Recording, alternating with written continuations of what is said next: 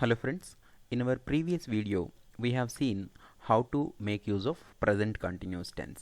అంటే so present continuous టెన్స్ని మనం ఎలా యూజ్ చేయాలి అనేది మన ప్రీవియస్ వీడియోలో చూసాం. సో ప్రజెంట్ కంటిన్యూస్ టెన్స్లో మీకు స్ట్రక్చర్ ఎలా ఉంటుంది, అలాగే ఏ టైప్ ఆఫ్ సెంటెన్సెస్ని మనం యూజ్ చేస్తామనేది మనం చూసాము. అలాగే ఇండికేషన్స్ కూడా చూసాము, అంటే ఏ సిచ్యువేషన్స్లో మనం ప్రజెంట్ కంటిన్యూస్ని వాడచ్చు అనేదాన్ని కూడా మనం నేర్చుకున్నాము. కానీ కొన్ని సందర్భాల్లో చాలామంది చేసే తప్పు ఏంటంటే కొన్ని రకాల వర్బ్స్ని మనము ప్రజెంట్ కంటిన్యూస్ టెన్స్లో వాడకూడదు, వాటిని కూడా ప్రజెంట్ కంటిన్యూస్ టెన్స్లో వాడుతూ ఉంటారు. అవి ఏంటి అనేది మనం ఈ వీడియోలో నేర్చుకుంటాం. Verbs of senses. So already మనం మన ప్రీవియస్ వీడియోస్లో సెన్సెస్ అనే వాటి గురించి నేర్చుకున్నాం. So we will see those examples how we will not use senses verbs in the present continuous tense. Couple of verbs should not be used in couple of verbs should not be used in present continuous tense. They can be used in simple present tense only. అంటే వాటిని ఈ examples ఏవైతే మనం చూస్తున్నామో వాటిని continuous టెన్స్లో వాడకూడదు, వాటిని simple present టెన్స్లో మాత్రమే వాడాలి. ఎగ్జాంపుల్స్ చూస్తే మీకు క్లియర్గా అర్థమవుతుంది. ఫస్ట్ ఎగ్జాంపుల్, ఆ ఎగ్జాంపుల్స్కి ముందు ఆ వర్బ్స్ ఏంటనేవి చూద్దాము. Smell, taste, hear, see, understand etcetera. So ఇవన్నీ కూడా మనం సెన్సెస్కి సంబంధించింది. సో సెన్సెస్ కంటే నేను మళ్ళీ క్లియర్గా మీకు ఎక్స్ప్లెయిన్ చేయటం లేదు. What is sense we already know, and now we will see those examples. The rose is smelling very good. ఇక్కడ మీరు అబ్జర్వ్ చేస్తే సబ్జెక్ట్ ఉంది, ఈజీ యామార్లో ఈజ్ ఉంది, వెర్బ్ వన్ ఇంగ్ ఫామ్ ఉంది, ఆబ్జెక్ట్ ఉంది. సో చాలామంది ఇది కరెక్టు అని అనుకుంటారు, కానీ స్మెల్ని మనం ఇక్కడ యూజ్ చేయడానికి లేదనమాట. మీ బ్రింగ్ ఇట్ బ్యాక్. స్మెల్ని మనం తీసుకురావడానికి లేదు. So the rose is smelling very good అనేది తప్పు. దాన్ని ఎలా రాయొచ్చు అంటే the rose smells very good. So ఇప్పుడు మీరు అబ్జర్వ్ చేసినట్టయితే సబ్జెక్ట్ ఉంది, స్మెల్ ఎస్ కానీ ఈఎస్ కానీ రాసాము because it is third person singular కాబట్టి ఆబ్జెక్ట్ ఉంది. So subject verb one S ES object వచ్చింది కాబట్టి ఇది సింపుల్ ప్రజెంట్ టెన్స్లో రాసామన్నమాట. So the rose is smelling very good అనేది రాంగ్. గుర్తుపెట్టుకోండి, ఇలాంటి సెన్సెస్కి సంబంధించిన వాటిని మనం ఇంగ్ ఫామ్లో యూస్ చేసి కంటిన్యూస్ టెన్స్లో చెప్పకూడదు. చాలామంది చేసే మిస్టేక్ ఏంటంటే ఐ ఆమ్ సీయింగ్ టీవీ, అది కూడా ఒక మిస్టేక్. ఓకే, అలాగే మీరు వాచింగ్ అనే పదాన్ని వాడచ్చు. అవేంటనేది మనం ఫర్దర్గా డిస్కస్ చేద్దాం. I am hearing the news. So దీన్ని మనం ఎలా వాడచ్చు అంటే ఐ హియర్ ద న్యూస్. ఇక్కడ ఐ వచ్చింది కాబట్టి ఎస్ ఏమీ వాడలేదు. So I hear the news అనేది సింపుల్ ప్రెజెంట్ టెన్స్లో చెప్పాము. Next example, I am not understanding your problem. So మీరు అబ్జర్వ్ చేసినట్టయితే ఇది నెగిటివ్ స్టేట్మెంట్. సో దీన్ని మనం ఎలా యూజ్ చేసామంటే I do not understand your problem. So just observe, మనం ప్రీవియస్ క్లాస్లో కూడా నేర్చుకున్నాము, యామ్ వచ్చినప్పుడు ఏమొస్తుంది, డూ ఐ అనేది వాడాము. అలాగా I do not understand your problem. So ఇలా చాలామంది ఈ టైప్ ఆఫ్ రెడ్ మార్క్లో ఏవైతే ఉన్నాయో స్టేట్మెంట్స్ అవి రెగ్యులర్గా వాడుతుంటారు. బట్ బేసిక్గా ఒకటి గుర్తుపెట్టుకోండి, ఎదుటివారితో మీరు కమ్యూనికేషన్ చేయగలిగినంతసేపు ప్రాబ్లం ఉండదు. బట్ స్టిల్ వన్స్ మీరు మాట్లాడడం వచ్చిన తర్వాత మన గ్రామరు ఇవన్నీ కూడా మిస్టేక్స్ని మనం కరెక్ట్ చేసుకుంటూ ఉంటే సో దట్ అప్పుడు మీకు ఎలాంటి కాన్ఫరెన్సెస్కి వెళ్ళినా కానీ ఏదైనా ఇంటర్వ్యూస్కి వెళ్ళినా కూడా సో మీ యొక్క ఇంగ్లీష్ యొక్క పరిపక్వత అనేది తెలుస్తుంది. So what does it mean? So slowly you need to improve everything at a time. ఎవరికి ఏది రాదు. ఒకటి గుర్తుపెట్టుకోండి, మీరు మాట్లాడకపోతే నేను చేసిన ఈ వీడియోస్ చూసినా వేరే వీడియోస్ చూసినా ఏది చేసినా సరే పనికిరాదు. సో ఎప్పుడు మాట్లాడుతూ ఉండండి. ఏ టర్మ్ అయితే మీరు నేర్చుకున్నారో ఆ టర్మ్ని మీరు వాడటానికి ప్రయత్నించండి. అలాగే నెక్స్ట్ ఎగ్జాంపుల్ వచ్చేసి she is not understanding your problem.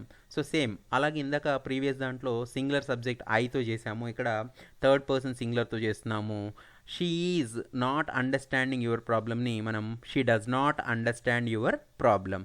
So ఇది ఆల్రెడీ మనం డిస్కస్ చేసాము కాబట్టి దీని గురించి మళ్ళీ నేను ఇక్కడ ఎక్స్ప్లెయిన్ చేయటం లేదు. So if you want to recall this అంటే ఏంటంటే మీరు మళ్ళీ ఇది గుర్తు తెచ్చుకోవాలంటే go and watch the previous video. The next one, the mirchi bajji is tasting very good. So tasting అనేది కూడా మనకి సెన్స్. అలాగే దాన్ని ఎలా చెప్తామంటే the mirchi bajji tastes very well. So ఇది థర్డ్ పర్సన్ కాబట్టి సింగులర్లో ఉంది.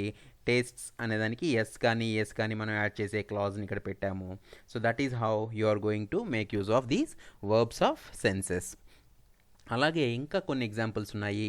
అవి ఏంటి అంటే verbs of possession. So possession అంటే ఏంటి అంటే కలిగి ఉండటము. ఆ కలిగి ఉండే వర్బ్స్ని కూడా మనం ఇంగ్ ఫామ్లో వాడము. అవి ఏంటి అంటే have, belong, possess, own, consist, contain, comprise.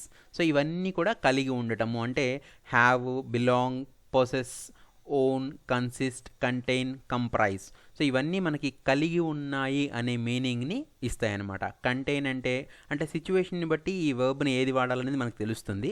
So I'm not going to talk about all the details about these meanings and all here. We will have a separate session on the vocabulary, but just to make you understand, ఇప్పుడంతా కూడా ఇంగ్లీష్లో చెప్పిన దాన్ని I think you are able to follow. ఎందుకంటే మన classes మీరు వింటూ ఉన్నప్పుడు నేను ఇంగ్లీష్లో మాట్లాడేదాన్ని కూడా మీరు అర్థం చేసుకోగలుగుతారని మధ్యలో కొంత ఇంగ్లీష్లో ఎక్స్ప్లెయిన్ చేయడానికి ప్రయత్నిస్తున్నాను. సో స్లోలీ మీలో కాన్ఫిడెన్స్ బిల్డ్ అవుతుంది. ఓకే, నేను మాట్లాడేది మీకు అర్థమవుతున్నప్పుడు ఓకే నేను ఇంగ్లీష్ మాట్లాడేది నాకు అర్థమవుతుంది. నెక్స్ట్ ఏంటి, నెక్స్ట్ స్టెప్ మీరు మాట్లాడేది రావాలి, మీకు మాట్లాడడం రావాలి.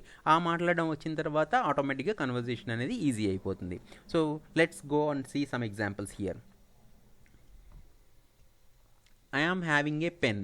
హ్యావింగ్ అనేది ఇక్కడ verb. I am having a pen అనేది wrong statement. Correct statement I have a pen. Okay, a అనేది యాడ్ చేసుకోండి మీరు. I have a pen here. Next, she is having a scooter. She is having a scooter అనేది wrong statement. She has a scooter. Okay, so just look at the verb and how it is replaced. she is having a scooter కానీ మనం she వచ్చినప్పుడు third person కాబట్టి has use చేయాలి. she has a scooter. just make sure that you use correct auxiliary verb. So ఇవన్నీ కూడా auxiliary verbs అంటామని కూడా మనకి తెలుసు. Next, this book is belonging to me. So ఈ బుక్ నాకు చెందుతుంది అని అర్థం ఇక్కడ.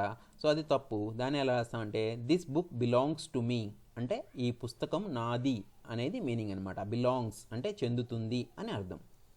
అలాగే he is owning A house అంటే అతను ఒక ఇంటిని కలిగి ఉన్నాడు, సొంత ఇంటిని కలిగి ఉన్నాడు. హీ ఓన్స్ ఏ హౌస్ అది అతని సొంత ఇల్లు అనే మీనింగ్లో దీన్ని వాడతామన్నమాట. సో ఇవన్నీ కూడా పొసెషన్కి సంబంధించినవి.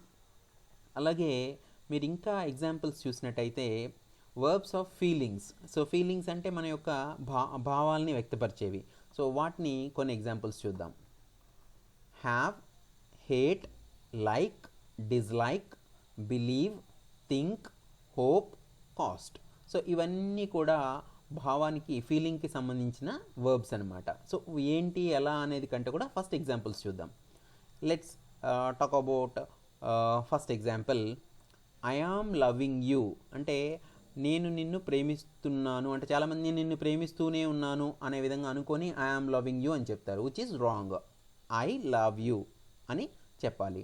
సో ఫీలింగ్ అనేదాన్ని మనం ఎప్పుడు కంటిన్యూస్ టెన్స్లో ఉండదు. జనరల్గా గుర్తుపెట్టుకోండి, ఇక్కడ ఇంకొక స్టేట్మెంట్ మన సింపుల్ ప్రెజెంట్ టెన్స్లో ఎప్పుడు జరిగే పనిని కూడా మనం సింపుల్ ప్రెజెంట్ టెన్స్లో చెప్తాము. అంటే ఐ లవ్ యూ అంటే నేను నిన్ను ఎప్పుడు ప్రేమిస్తున్నాను అనే మీనింగ్లో ఉంది కాబట్టి ఇక్కడ మనం సింపుల్ ప్రెజెంట్ టెన్స్లోనే దీన్ని వాడతాము. That is one of the rule of your simple present tense. అలాగే next one, she is hating him అంటే అతన్ని ఆమె అసహ్యించుకుంటుంది. She hates him. దీన్ని మనం షీ హేట్స్ హిమ్ అనే విధంగా మనం చెప్తాము. He is disliking her. So ఇలా మనం డిస్లైక్ అనే స్టేట్మెంట్ని ఇలా వాడటానికి ఇంక్ ఫామ్లో లేదు. He dislikes her. అతను ఆమెను ఇష్టపడటం లేదు. సో ఈ విధంగా మనం ఫీలింగ్స్ సంబంధించిన వర్బ్స్ని కూడా మనం చేయొచ్చు. She is believing me, she believes me అనేది కరెక్ట్ ఆన్సర్. సో మ్యాక్సిమం మీరు ట్రై చేస్తే ఇవన్నీ కూడా చాలా సింపుల్గా ఉంటాయి. బట్ మీరు నెక్స్ట్ టైం మాట్లాడేటప్పుడు ఈ మిస్టేక్ని చేయకుండా ఉండటానికి ప్రయత్నించండి. తప్పు చేసినా పర్వాలేదు, చేసిన తప్పుని మళ్ళీ మళ్ళీ చేయొద్దు. ఒకసారి తప్పు చేసినా పర్వాలేదు, నెక్స్ట్ టైం అదే మిస్టేక్ని చేయకుండా కొత్త మిస్టేక్ చేయండి, పర్లేదు. ఆ మిస్టేక్ని మనం రెక్టిఫై చేసుకోవచ్చు. Okay, and next one, other verbs appear, seem, look, prefer, imagine, consider. So వీటన్నిటికీ కూడా మనం ఇవి some of the verbs where we will not use in present continuous tense. Appear అంటే దర్శనం, కనిపించటం అర్థం. సీమ్ అంటే దాదాపుగా. లుక్ చూడటము. ప్రిఫర్ అంటే మనం ప్రిఫరెన్స్ ఇస్తామంటాం కదా, దాని మీనింగ్లో ప్రిఫర్ అంటాం. ఐ ప్రిఫర్ టీ అంటే నేను ఆశపడుతున్నాను లేదా నాకు కావాలి అనే మీనింగ్లో ప్రిఫర్ని వాడతాం. ఇమాజిన్ అంటే ఊహించుకోవడం. కన్సిడర్ అంటే I consider you for this interview అంటే నేను నిన్ను సెలెక్ట్ చేస్తున్నాను అనే మీనింగ్లో కన్సిడర్ వస్తుంది. సో ఇలా మీకు కంప్లీట్ తెలుగులో కావాలి అంటే just explore these words and try to understand those meanings. But sentences use చేసేటప్పుడు మీకు అర్థమవుతుంది. I am preferring milk to tea అంటే I am preferring milk to tea అంటే నాకు టీ కంటే మిల్కే ఇష్టము అని అంటున్నాడు. దాన్ని I prefer milk to tea అనే విధంగా మనం చెప్పాలి.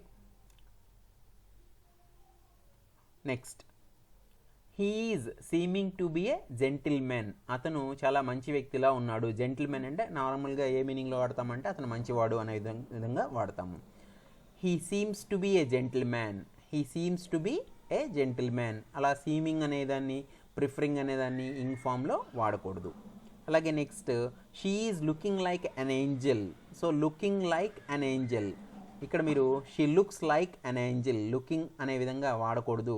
She looks like an angel. So ఇవి మోస్ట్లీ చాలామంది చేసే తప్పులు అనమాట. వీటిని మనం అవాయిడ్ చేస్తే మనం మాట్లాడే ఇంగ్లీష్లో కొంతవరకు ఓకే ఇతను పర్లేదు బాగానే మాట్లాడుతున్నాడు అనే విధంగా మనకి వస్తుందన్నమాట. Okay, so thanks for watching. Keep watching our channel for next set of videos.